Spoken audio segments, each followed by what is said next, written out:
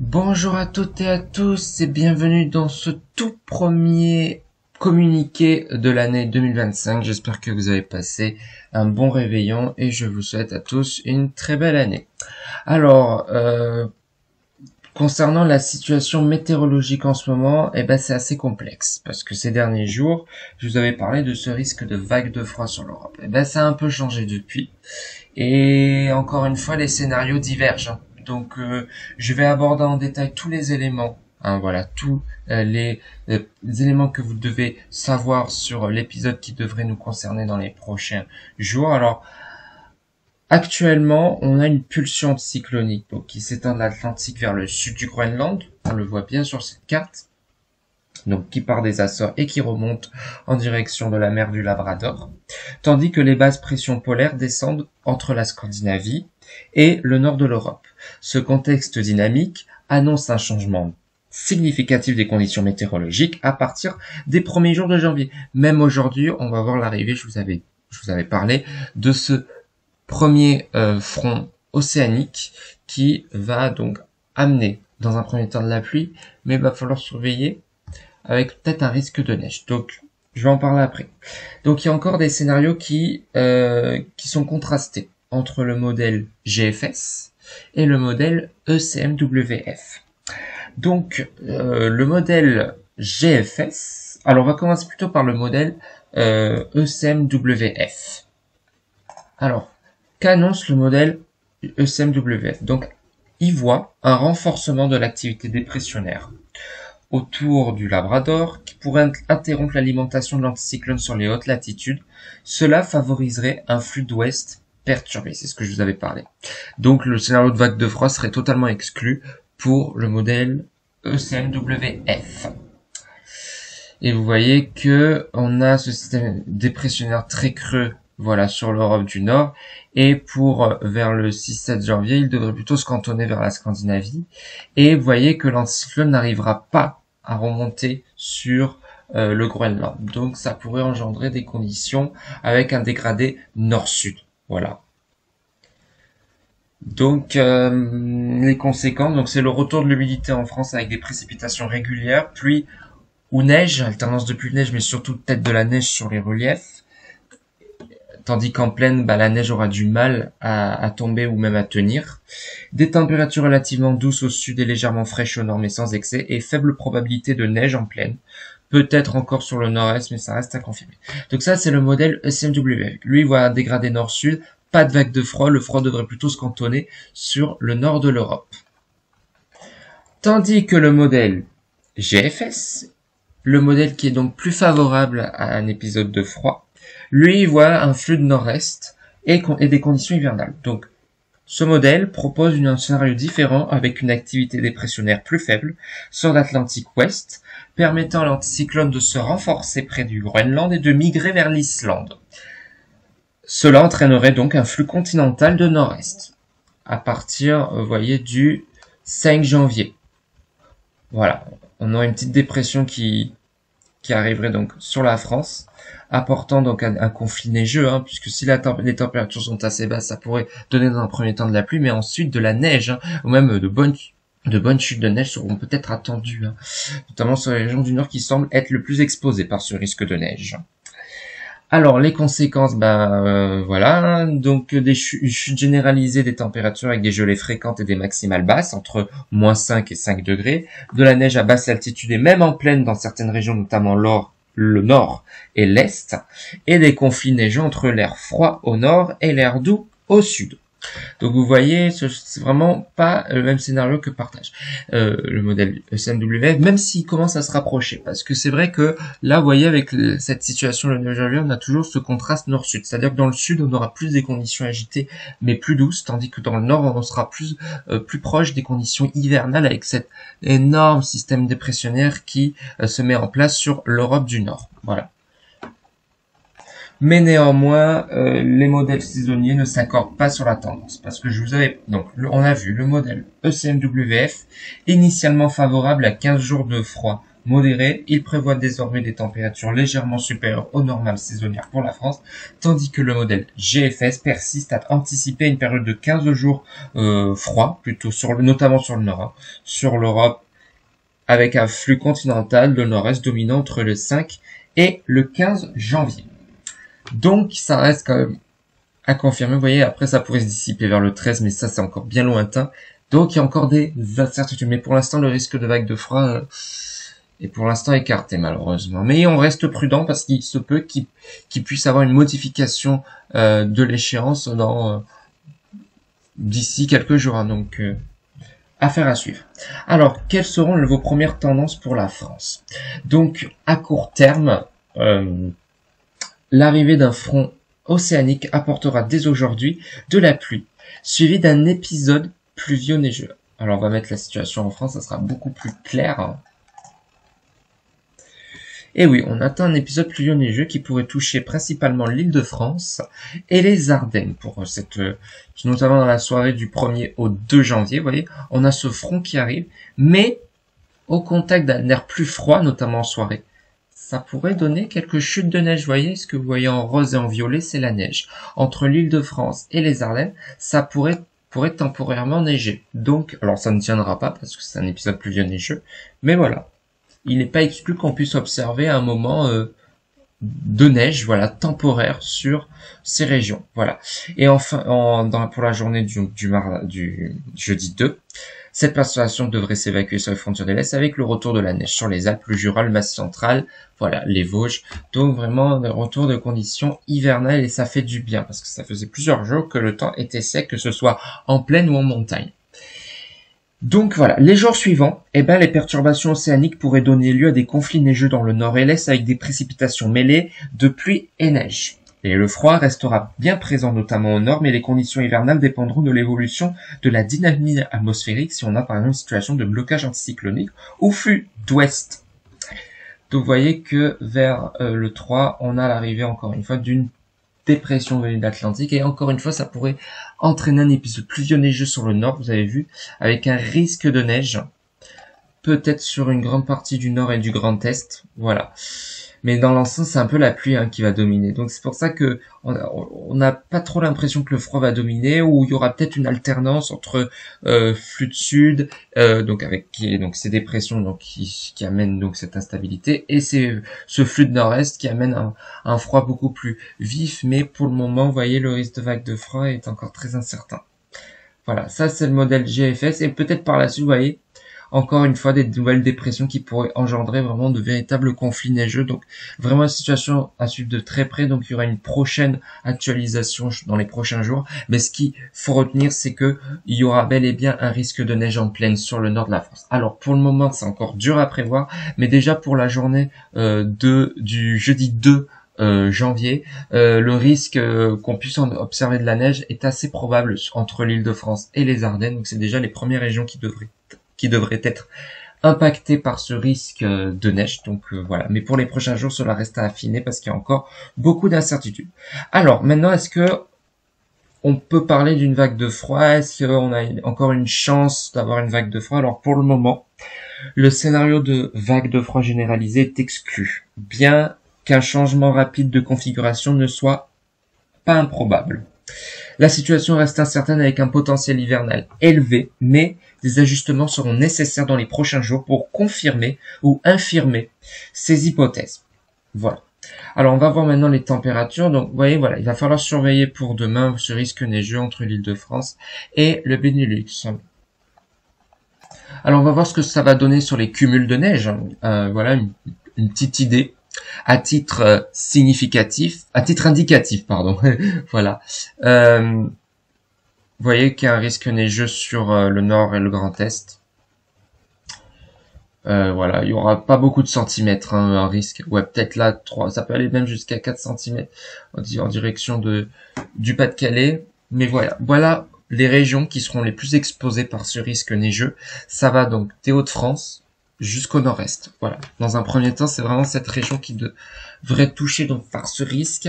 Et pour les prochains jours, vous voyez, ça devrait se dissiper. Voilà. Et ça pourrait même un peu revenir de temps en temps. Donc une situation encore une fois à suivre. Il y a encore peut-être des risques de débordement sur les régions du nord-ouest, mais bon, vous voyez que pour le moment, le risque neigeux est plus cantonné sur les frontières de l'Est. Alors, on va voir maintenant avec l'autre modèle. Donc ça, c'est le modèle GFS. Donc vous voyez une neige bien présente sur les Hauts-de-France et le nord-est. Ça pourrait aussi déborder donc sur les frontières de l'Est, notamment sur le centre-est. Mais l'Ouest ne devrait pas observer de neige. C'est vrai que ces derniers jours, on devait surveiller parce qu'on devait avoir un front actif, un front océanique qui devrait donc apporter des conditions agitées. Là, pour le moment, l'Ouest serait plutôt à l'écart concernant ce risque neigeux. Tandis que, regardez le modèle ECMWF, il partage un peu le même avis. Là, pour l'instant, ils sont d'accord sur le risque neigeux. Ils commencent vraiment à se rapprocher. Voilà. On sent qu'il y a, voilà, il y a un peu moins de divergence, mais ça reste encore à affiner tout. Voilà, ça demande encore confirmation. Et voyez pour la journée de lundi, donc ça va donc du mercredi 1er au lundi 6, ça se risque neigeux sur le nord-est. Après, franchement, on n'attend pas de gros cumuls. Voilà, donc ça reste vraiment confirmé. Par contre, sur les Alpes, on attendra de bonnes chutes de neige, plusieurs dizaines de centimètres. Mais voilà. Donc oui, c'est une petite déception, hein, parce qu'on attendait vraiment un véritable assaut hivernal, mais pour l'instant, ça a du mal décidément. Je ne sais pas quand on pourra observer une vague de froid sur le pays, parce que le dernier remonte il y a plus de 7 ans, en 2018, vous imaginez? Alors oui, c'est vrai que ces dernières années, on a eu des épisodes de froid, mais une véritable vague de froid à l'échelle nationale, c'était en 2018, donc ça date. Et visiblement, ça semble pas encore se produire de nouveau, donc il va falloir encore une fois attendre. Attention au vent qui souffle fort aujourd'hui sur le Pas-de-Calais, des rafales dépassant les 100 km/h, donc tout le nord de la France va être concerné donc par aujourd'hui un flux de sud-ouest apportant vraiment des conditions particulièrement ventées. Et ça devrait se dissiper après pour la journée du jeudi, hein. Une fois que cette perturbation sera passée, le vent devrait s'atténuer, mais par contre on pourrait avoir une manifestation du vent près de la Méditerranée, voilà. Mais on n'attend pas de véritable tempête. Mais sinon, pour les prochains jours, voilà, pas de vent au moins jusqu'au 5 avant l'arrivée, effectivement, d'une nouvelle dépression venue de l'Atlantique et qui pourra encore donner un nouveau coup de vent. Mais là, ça reste à confirmer avec des rafales pointant les 90 km/h. Voilà concernant le vent. Donc voilà, en conclusion, il faut vraiment retenir que le temps sera encore calme aujourd'hui sous l'anticyclone, mais dès cette fin de journée, on va avoir l'arrivée de perturbations atlantiques qui commençant à se mettre en place, voilà. Et donc début janvier, retour de l'humidité avec une alternance pluie et neige. Voilà, les scénarios majoritaires sont que c'est un risque donc de flux d'ouest doux ou flux de nord-est froid et neigeux. Une tendance qui reste tout de même être à surveiller pour une possible intensification hivernale mi-janvier. Donc il faut suivre les prochains bulletins pour des prévisions affinées, notamment pour les conditions de circulation et les impacts sur les régions sensibles nord et l'est. Une chose est sûre, c'est que janvier 2025 s'annonce sous le signe d'une météo très contrastée entre douceur océanique et retour potentiel du froid continental. Voilà concernant les prévisions pour ces prochains jours. Donc un prochain bulletin sera nécessaire pour affiner tout ça. Et vous voyez qu'on a l'arrivée de ce front pluvio-neigeux sur le nord du pays.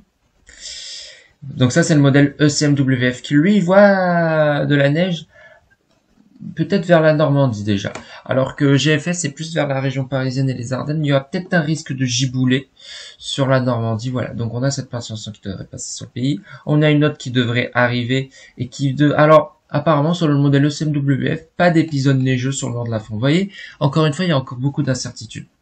Et après, on aura un flux de sud-ouest, et bon, avec le retour de la neige en montagne, des épisodes de giboulée, vous avez vu sur le pays pour le lundi 6 janvier et le mardi 7. Voilà, on devrait avoir une succession de perturbations apportant des conditions agitées avec des épisodes pluvieux neigeux par-ci par-là. Allez, on va passer maintenant aux températures pour ces prochains jours. Bon, ce qui est sûr, ce qui est acté, c'est que les températures vont bel et bien baisser. Voilà. Mais il y a encore, bien sûr, de nombreuses incertitudes, malheureusement.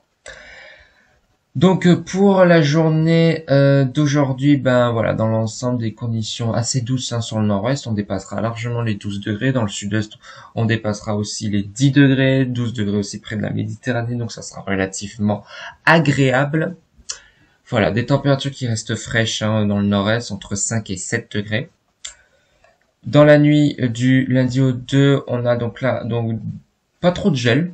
Sur le pays, pas trop de gel, hormis sur le sud. Voilà, mais sinon dans le nord, ça restera bien doux. Avec ce flux océanique, évidemment. Pour la journée du 2 janvier, pareil, des conditions relativement calmes près du sud. Mais dans le nord, voilà, ça commence à se refroidir. Pas plus de 3 degrés à Paris, 6 degrés à Rennes. Voilà, on va perdre le double en Bretagne par rapport à la veille. Hein. Voilà, et cette baisse des températures va se confirmer avec même le retour du gel, voilà, sur le nord-est, dans la nuit du 2 au 3 janvier. Pour votre vendredi 3 janvier, il fera bien froid dans le nord, hein, pas plus de 3 degrés dans le nord. On aura même du mal à atteindre les 4 degrés, il faudra aller vraiment sur le nord-ouest. Dans le sud-ouest, on atteindra encore 10 degrés sur le golfe de Gascogne. Près de la Méditerranée, on dépassera encore les 13 degrés, même voire les 14-15 degrés en Corse. Cette tendance, voilà, va se confirmer dans les prochains jours avec vraiment un gel qui devrait s'accentuer pour le samedi 4 janvier, avec des pointes à moins 5 degrés sur le nord-est, donc un gel marqué. À l'ouest aussi, hein, les températures sont à la baisse. Dans le sud-ouest, il fera encore des températures supérieures à 7 degrés encore le matin, mais par la suite, ce froid aura du mal à s'étendre, parce que regardez par la suite, on va voir l'arrivée d'une perturbation océanique, donc encore une fois un nouveau redout. Et regardez pour la journée du 5, et voilà, le froid est chassé. Il est chassé, et regardez ce qu'on a, un redout. Voilà. Donc vous voyez, le modèle GFS commence à partager le même constat que le modèle ECMWF, malheureusement. Ça avait été trop beau en fait pour avoir un début de janvier hivernal. Ça aurait été trop beau et malheureusement là pour l'instant on devrait avoir un être doux. Hein. C'est vraiment une énorme déception. Vous voyez que par la suite, peut-être après on aura un retour du froid avec une nouvelle dépression alimentée par un flux de nord-ouest. Donc ça reste à confirmer, mais vous voyez qu'il y a encore beaucoup d'incertitudes. Vous voyez, je vais pas aborder les prochains jours. Vous voyez, on pourra avoir donc ce contraste nord-sud, à savoir un temps plus froid au nord et un temps plus doux dans le sud. C'est pour ça, ça pourrait peut-être entraîner des épisodes pluvieux neigeux. Mais voilà, donc ça reste à confirmer. Et que dit le modèle ECMWF sur les températures? Malheureusement, oui, c'est une mauvaise nouvelle pour l'instant. Vous voyez, oui, un épisode de froid pour les prochains jours, mais regardez après un redout. En fait, c'est une alternance de froid et de douceur. Voilà. Donc c'est pour ça qu'on aura ces risques d'épisodes pluvieux neigeux. Mais regardez le modèle ECMWF qui voit vraiment des pointes à 20 degrés dans le sud-ouest. Là, ça serait vraiment un temps printanier. Donc oui, c'est une énorme déception, mais la fiabilité est encore très médiocre. Voilà. Donc voilà, ce qu'il faut retenir, c'est que le temps va changer. Hein, dès cette journée du 1er janvier, hein, avec l'arrivée de ce front océanique qui devrait apporter le retour de conditions agitées. Et on devrait avoir par la suite une succession de perturbations apportant des conditions vraiment instables sur le pays, avec donc le retour de la pluie, des giboulées, du vent et de la neige en montagne. Il va falloir aussi surveiller ce risque de neige en plaine sur le nord de la France. Mais voilà, vraiment une petite déception voilà, concernant on pensait qu'on allait avoir un véritable assaut hivernal. Mais là, malheureusement, c'est en train de s'éloigner. Donc, il va falloir tout de même rester prudent parce qu'on peut avoir encore une fois des modifications. Voilà, donc je vous souhaite de passer une très bonne journée du 1er janvier. On se retrouve dans les prochains jours pour un prochain bulletin. Ça sera nécessaire parce que là, pour le moment, il y a encore des incertitudes. Voilà. Donc, ce qu'il faut retenir, donc, c'est que pour la journée dans la nuit du 1er au 2, donc aujourd'hui, donc dès ce soir et dans la nuit, on a ce risque neigeux, voilà, entre l'Île-de-France et les Ardennes. Alors ça ne tiendra pas parce que ça sera un épisode pluvieux neigeux, donc dans un premier temps ça sera de la pluie et ensuite de la neige, et comme les chaussées seront déjà mouillées, les températures seront pas assez basses pour que la neige puisse tenir. Voilà. Mais voilà, donc ce serait la première instabilité, voilà, de ce changement de temps pour les prochains jours. Et on se retrouve donc dans les prochains jours pour une nouvelle actualisation des prévisions. N'hésitez pas à liker et à vous abonner pour suivre les prochaines actualisations.